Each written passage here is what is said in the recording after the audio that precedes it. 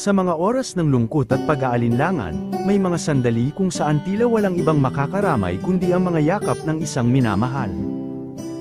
Ang bawat hampas ng unos at bigat ng mundo ay nagiging mas magaan kapag may kasama kang handang manatili at ipaglaban ang lahat. Sa kabila ng mga mata ng iba na puno ng duda, may isa na makikitang puno ng tapang at pag-asa. Ang pag-ibig ay hindi lamang pagmamahalan, kundi ang pagiging matatag sa bawat pagsubok. Ito ang kwento ng pag-ibig na hinubog ng mga pagsubok at tibay ng loob, isang pag-ibig na patuloy na naninindigan, sa hirap at ginhawa.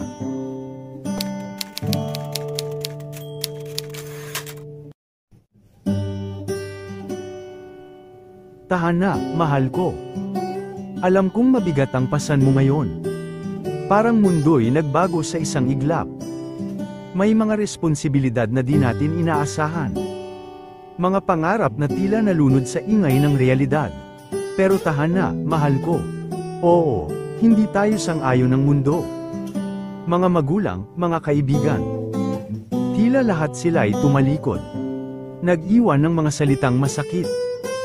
Ngunit sa pagitan ng mga pagsaway, naririto ako. Hindi kita iiwan. Hindi ako lilisan. Kasama kita sa bawat hakbang. Sa bawat gabi ng mga tanong at takot. Mga gabing gising sa pag-aalaga. Sa mga luha ng ating anak na musmos pa. Tahana, mahal ko, kasama mo ako.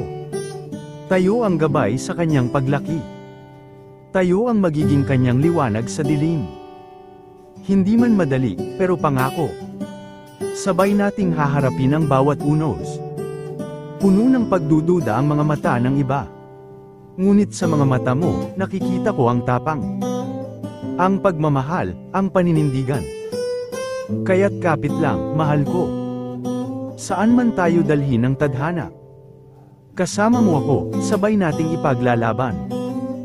Ang mga pangarap natin, hindi pa tapos. Tahana, mahal ko, sapagkat sa pag-ibig natin. May pag-asa, may tagumpay. Tahana, mahal ko. Sa bawat pagsubok, kakapit tayo. At sa bawat gulo ng mundo, hahawak ako sa iyo.